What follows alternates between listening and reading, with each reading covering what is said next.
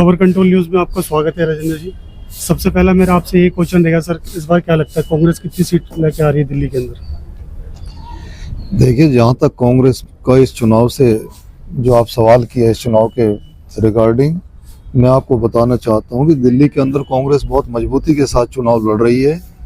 और जहाँ आम आदमी पार्टी जो पिछले 10 साल से दिल्ली के अंदर सत्ता में थी और दिल्ली को उसने जिस हालात में पहुंचा दिया, आज दिल्ली का प्रत्येक नागरिक शीला दीक्षित जी के समय को याद कर रहा है और केवल एक ही बात सब लोग कह रहे हैं कि शीला दीक्षित जी के शासनकाल में जो दिल्ली का विकास हुआ उसकी मरम्मत तक भी केजरीवाल सरकार नहीं करा पाई। और उसके साथ साथ बीजेपी का भी दिल्ली के विकास में कोई योगदान किसी तरीके से नहीं रहा। इसलिए लोग चाहते हैं कि दोबारा से दिल्ली के अंदर कांग्रेस का शासन हो और वो शासन तभी हो सकता है जबकि दिल्ली के लोग इस चुनाव में कांग्रेस पार्टी को जिताएंगे।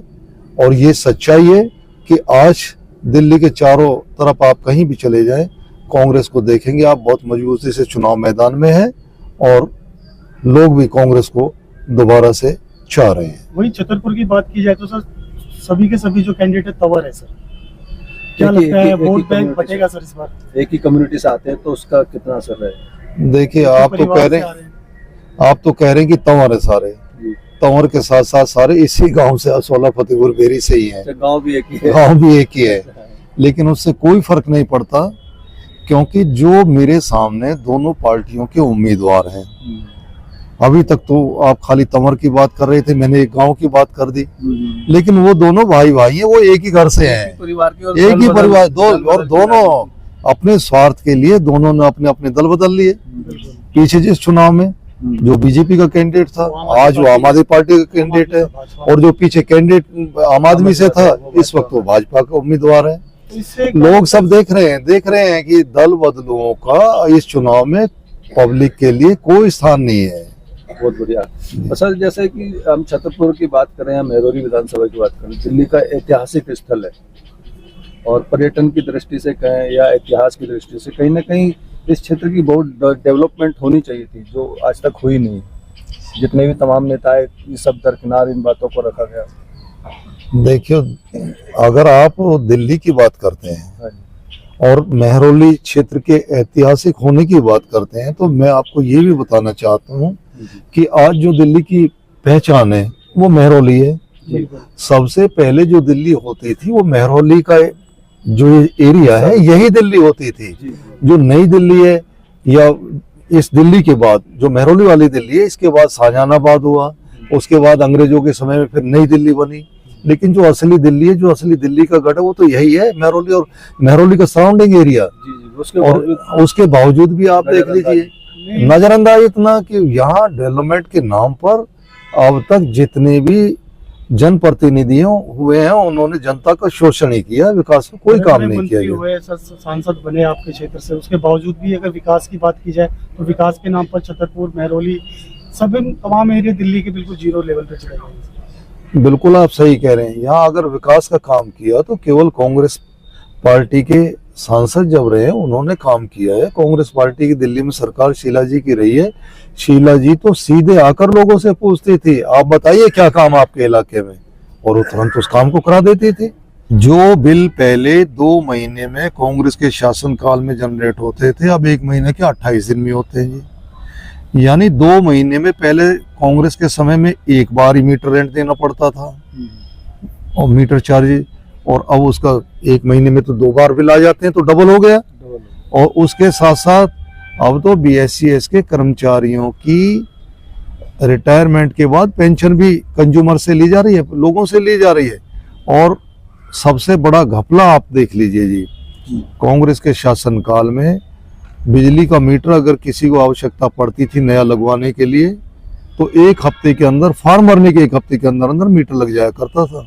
और मेरे क्षेत्र में आप कहीं भी पता कर लीजिए, किसी से भी आप पूछ लिए, पूरी जनता से जी, हर आदमी इस बात से बहुत दुखी है, बहुत नाराज है कि आज बिजली का मीटर लगवाने के लिए भी लाखों में रिश्वत देनी पड़ती है। ये आम आदमी की, ये केजरीवाल जी की देन है। तो ये सारी दिक्कतें किसने दी है? पानी है, पानी कहते पानी माफ। कांग्रेस के समय में कौन बिल भरता था? किससे बिल लिए जाते थे? उस समय तो पानी भी मिलता था और बिल भी नहीं लिया जाता था। आज पीने के लिए इनके पास पानी नहीं है और इनके मीटर चालू है, लाखों में पानी के बिल आ रहे हैं। ये केजरीवाल जी की कहानी है। पानी को लेकर अभी बात आपने करी, तो कल केजरीवाल जी ने एक बयान दिया कि हमने दिल्ली को बचा लिया, नहीं तो भाजपा ने इसमें जहर मिलाया था, नहीं तो पता नहीं दिल्ली का क्या हाल होता। हरियाणा की बात है, हरियाणा से गंदा हरियाणा पानी आ से रहा है। इधर से जो दिल्ली में पानी आता है। अब केजरीवाल जी की केजरीवाल जाने और भाजपा वाले को भाजपा वाले जाने। सर, तब सर आप हम उनके बारे में कुछ नहीं बता सकते। वो दोनों बीजेपी की एक ए टीम है तो दूसरा बी टीम है। उनका ये समझिए, केजरीवाल तो बीजेपी का छोटा रिचार्ज है। अच्छा, इनका तो काम ही झूठ बोलने का, ये कुछ भी कहते रहेंगे। इनके कहने से क्या होता है? फ्री का कार्ड खेल रहे हैं सर, 2100 हर महिला को दिया जाएगा। क्या लगता है अगर जीतते हैं तो अगर कहेंगे दिल्ली की महिलाओं में खासी खुशी है कि भाई पहले बसें फ्री थी, अब हमारे को 2100 रुपए भी मिलेंगे, ऐसी बातों को लेकर, जबकि हाँ। कांग्रेस ने भी और भाजपा ने भी कहा है कि हम भी इस तरह से करेंगे। आप जाके पंजाब के लोगों से पूछे ना, वहां भी तो इन्हीं की सरकार है। वहां भी तो ये वायदा करके आए थे कि हम 1100 रुपए देंगे। अब कितने दिन उनकी सरकार को बने हुए हो गए, आज तक तो एक पैसा किसी को दिया नहीं।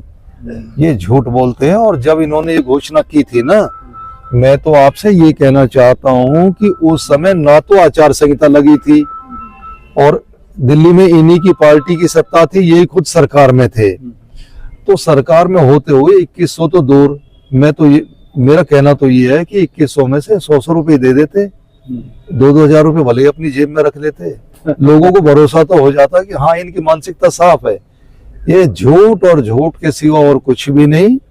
अब पब्लिक, दिल्ली की जनता अच्छे तरीके से इनको समझ चुकी है। अब इनके बहकावे में, इनके झूठे वायदों में बिल्कुल भी नहीं आने वाली। अंत में हमारे दर्शकों को क्या कहना चाहिए सर आप? देखो, मेरे तो केवल एक ही कहना है, अब जिस तरीके से मेरे क्षेत्र में यहाँ वोटर को लुभाने के लिए धन, धमकी और बाहुबल का प्रयोग जो चल रहा है, मैं तो अपने दर्शकों से केवल एक ही संदेश ये देना चाहता हूं कि हम लोग तो काम में विश्वास रखते हैं, काम कराना हम जानते हैं, काम के लिए ही हम चुनाव मैदान में हैं। और क्षेत्र की तस्वीर को देखते हुए आज मुझे चुनाव लड़ने की आवश्यकता पड़ी, क्योंकि पिछले 10 साल में मैं आपको और चीजें भी इनकी गिनाना चाहता हूं और केवल अपने क्षेत्र की बात करूंगा। आज केजरीवाल जी कहते हैं एजुकेशन का मॉडल, हेल्थ का मॉडल, दिल्ली मॉडल, पता नहीं कितनी कितनी बातें करते हैं। इनके मॉडल अब आपको मैं गिना दूं।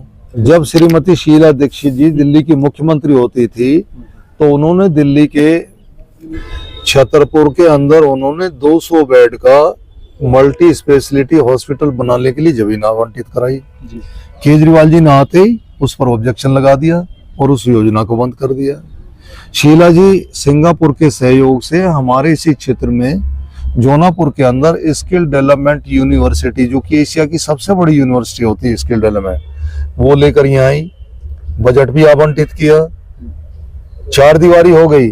लेकिन शीला जी, केजरीवाल ने आते ही वो योजना भी ऑब्जेक्शन लगाकर बंद करा दी। हमारे फतेहपुर बेरी में यहाँ डिग्री कॉलेज, जो अपना दिल्ली यूनिवर्सिटी का एक पोस्ट ग्रेजुएट कॉलेज बनना था, उसका काम आगे नहीं बढ़ पाया। उसके साथ साथ हमारे एक डीटीसी डिपो बनना था, उसको भी ऑब्जेक्शन लगाकर इन्होंने बंद करा दिया। हमारे पूरे क्षेत्र के अंदर 1908 के बाद लाल डोरा बढ़ा ही नहीं है गांव का किसी का भी। एक्सटेंडेड लाल डोरा के लिए जो लोगों ने फाइलें लगाई उनको रोक दिया गया। शीला जी के समय में जो फैसिलिटीज मिलती थी वो सारी रुक गई। उसके साथ साथ शीला जी ने अनऑथराइज कॉलोनी और ईएलडी एक्सटेंडेड लाल डोरा की जो फाइलें दिल्ली सरकार के पास उस समय पहुंची थी, उन सब को रेगुलाइज करने के लिए जो प्रोविजनल सर्टिफिकेट दिए, तो केजरीवाल जी ने आते ही उन सब के ऊपर रोक लगा दी। और अकेले यहाँ हमारे जो 69 एफुलेंट में कॉलोनी इन्होंने डाली थी, उनमें से अकेले हमारे छतरपुर विधानसभा की 41-42 ऐसी कॉलोनीज है जिनको इन्होंने एफुलेंट में डालकर उनका नियमितीकरण रोक दिया। और उसके साथ बहुत सारी फॉरेस्ट के अंदर कॉलोनी डालकर इन्होंने उनको भी नियमित नहीं होने दिया। गांव के जो बड़े हुए लाल डोरा जो नियमित होने थे आबादी, उनको भी रोक दिया गया। इस तरीके से इन्होंने इस सारे क्षेत्र का विकास एक तरह से ठप कर दिया। ये केजरीवाल ने इस इलाके को दिया। और हम तो केवल इसी बात के लिए चुनाव मैदान में हैं कि हमारी मानसिकता साफ है, हमारी नीयत साफ है, ना हम दल बदल हुए और ना ही हम दूसरे लोगों की तरह झूठ बोलते हैं। हमारी कथनी और करनी में कोई फर्क नहीं है, हम जो कहते हैं वो करते भी हैं और पहले भी हमने करके दिखाया है। इसीलिए आज चुनाव मैदान में और जनता के लिए, अपने क्षेत्र की विशेषकर जनता के लिए मेरा यही संदेश है कि हम अपने क्षेत्र के अंदर जितने भी विकास कार्य हैं वो सब, उन विकास कार्यों के बारे में मुझे सब कुछ पता है और ये काम हम सारे प्राथमिकता के तौर पर कराएंगे। जिस तरीके से केजरीवाल ने आते ही ओल्ड एज पेंशन कोई नया फॉर्म नहीं भरा, राशन कार्ड एक भी किसी का, एक सिंगल राशन कार्ड बनना तो दूर, फॉर्म तक भी नहीं भरा गया।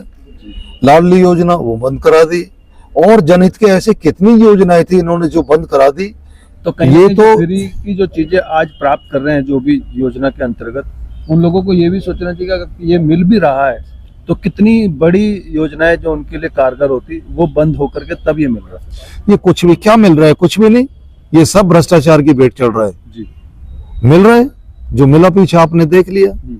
दिल्ली के अंदर पीछे एक के साथ 2 बोतल फ्री दारू की। अरे स्वच्छ पानी पिलाने के लिए तो आपके पास कोई कार्य योजना है नहीं और लोगों को नशे में आप डुबा रहे हैं।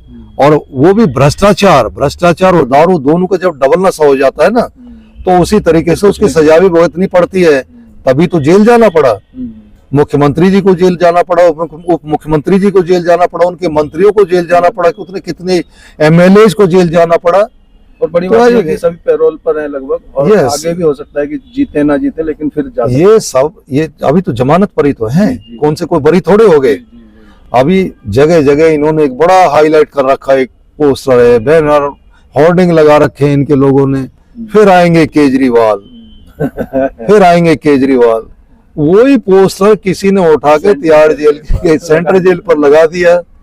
तो सेंट्रल जेल में भी वहाँ जेल अधिकारी उनका इंतजार कर रहे हैं कहाँ फिर आएंगे केजरीवाल और जल्दी आएंगे। चलिए, ये इस तरह के उनके कारनामे रहे हैं। बढ़िया। एक आखिरी में मेरा रहेगा कि जैसे योगी जी को लोग एक अच्छा नेता मानते हैं कि सशक्त नेता है, यूपी में बताते हैं कि लॉ एंड ऑर्डर मेंटेन कर रखा वगैरह वगैरह, और वो दिल्ली में धड़ाधड़ रैलियां कर रहे हैं, तो कितना असर उसका यहाँ रहेगा दिल्ली की जनता पे? उन रैलियों से दिल्ली का क्या वास्ता है? अगर दिल्ली को सुधारना चाहते हैं, लॉ एंड ऑर्डर जो मेंटेन केजरीवाल नहीं कर पा रहे हैं, उस लॉ एंड ऑर्डर को सुधारने की बात अगर योगी जी कर रहे हैं तो यूपी से रिजाइन करें और बीजेपी उनको यहाँ दिल्ली में आकर उनको उनकी लीडरशिप में चुनाव लड़े, तब तो हम भी समझेंगे कि हाँ भाई कुछ इनकी करने की मानसिकता सही है। लेकिन ऐसा कुछ नहीं है, वो अपनी यूपी संभाले, इतना ही काफी है। चलिए, बहुत धन्यवाद, आप हमारे साथ जुड़े। और मैं अंत में दर्शकों से यही कहूंगा कि आपके ऊपर जो मतदाता है दिल्ली के, ये उनको तय करना है कि आने वाली 5 तारीख को किसे वोट करना है। क्या केवल वो नेता जो अपने स्वार्थ की राजनीति के लिए दल बदल करते हैं, राजनीति के लिए राजनीति करता है या करना चाहता है? तो इन सब बातों को लेकर के आपके जो भी सुझाव हो, विचार हो, हमारे साथ जरूर साझा कीजिए। जल्द मिलूंगा, तब तक आप अपना बहुत ख्याल रखिएगा। नमस्कार, धन्यवाद, जय हिंद, जय भारत।